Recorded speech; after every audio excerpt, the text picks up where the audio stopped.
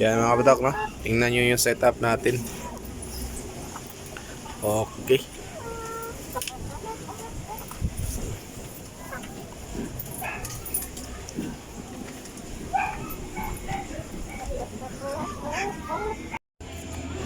Magandang hapon mga kapatak.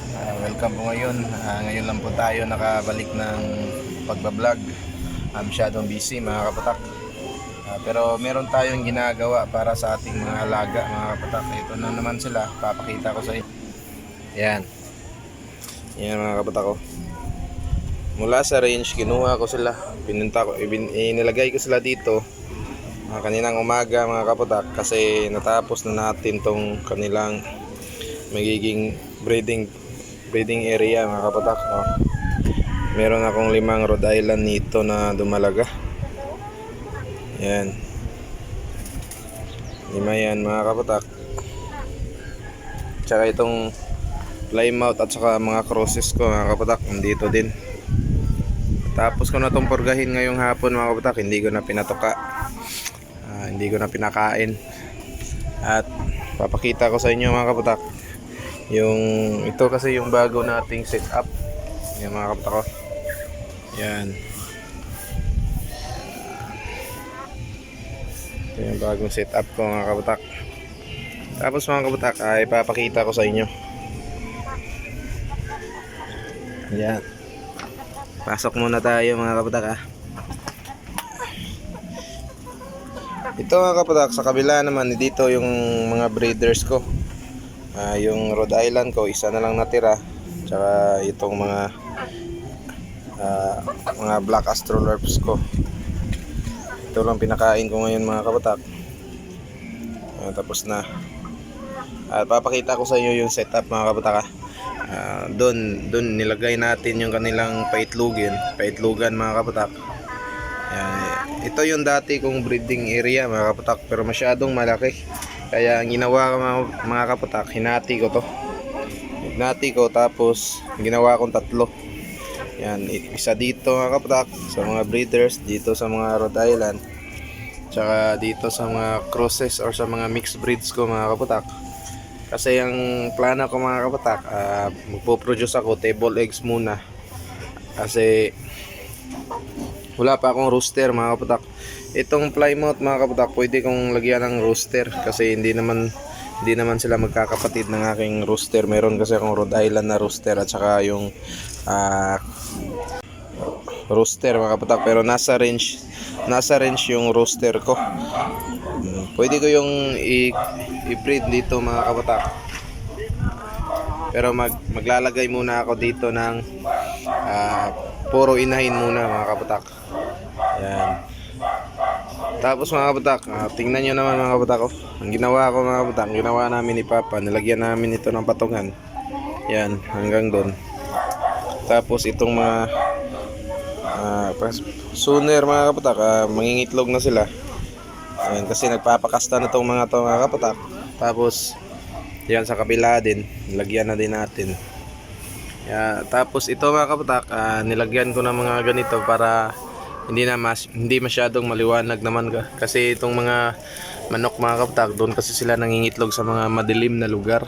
Kaya tulad nung isa mga kapatak ko, itong isang pen ko, yung breeding pen ko sa mga breeders, doon ko inilagay sa medyo lilim mga kapatak, hindi sa mga maliwanag na lugar. Yan, dyan ko inilagay, dyan kasi sila nangingitlog. Kaya nilagyan ko nito mga kapatak. Tsaka ito, ang purpose ko naman dito mga kapatak is meron kasing yero dito. Tapos nilagyan ko lang nito para pag umulan, hindi punta lahat dito yung ulan, yung sa tawag dito sa Bisaya yung pisik mga kapatak. Hanggang dito lang. Kaya nilagay ko mga kapatak. Sa kabila hindi ko pa nalagyan kasi naabutan tayo ng hapon, kaya hindi na natin nalagay mga kapatak. Tapos sa ibabaw mga kapatak, kitang kita nyo man na maximize natin lahat ng mga gamit, lahat ng mga kagamitan mga kapatak. Hindi tayo gumastos ng malaki kasi experience ko mga kapatak, no, wala pa tayong kita sa pagmamanok. Kaya ang ginagawa ko mga kapatak, yung mga materyales ko, hindi yung mga mamahalin. Yung mga tira-tira lang mga kapatak, yung nakikita ko dito sa amin, aming paligid, sa harap ng bahay mga kapatak. Dito mga kapatak, madaming basura to. Ang ginawa ko mga kapatak, nilinisan ko to lahat. Tapos ito para maliwanag, kasi yung mga basura mo, yung mga buti-buti dyan mga kapatak, ang dami. Tinapon ko, inilabas ko dito sa community namin. Inilagay ko doon sa karsada para makuha ng garbage truck.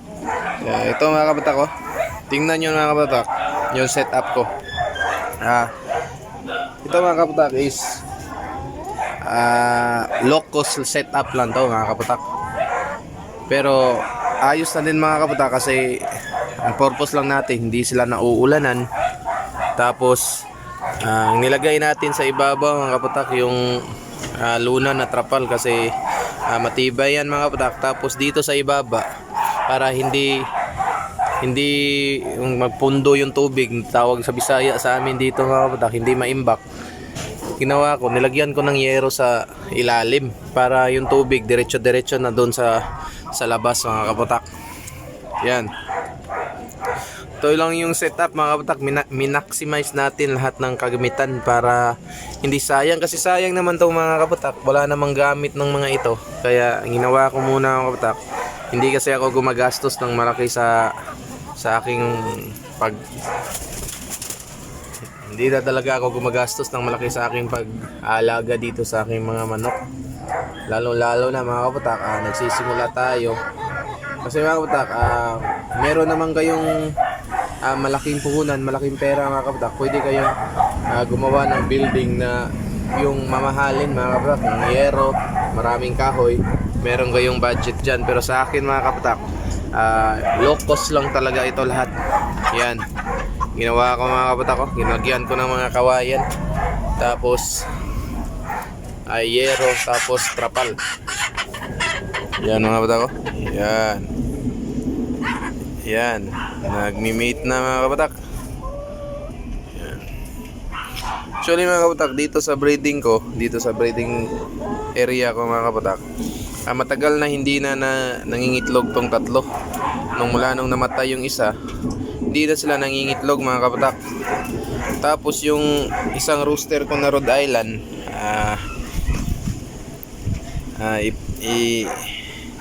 doon ipinarelax ko muna mga kapatak, kasi madaming bulate mga kapatak. Medyo pumayat siya, kaya itong rooster natin na breeder na Black Astrolorp yung inalagay ko mga kapatak. Yan mga kapatak, kasi malakas pa siyang kumasta mga kapatak. Kaya kanina kinastahan na naman yan yung Rhode Island. Yan, kasi itong mga crosses mga kapatak, itong mga mixed breed ko, mga Rhode Island tsaka Black Astrolorp yung rooster ko. Kaya marami akong crosses. Okay lang mga kapatak, kasi malakas namang mangitlog ang mga Black Astrolorp at saka Rhode Island. Kaya okay lang yan mga kapatak. Yun lang mga kapatak, happy farming po sa lahat. God bless you all.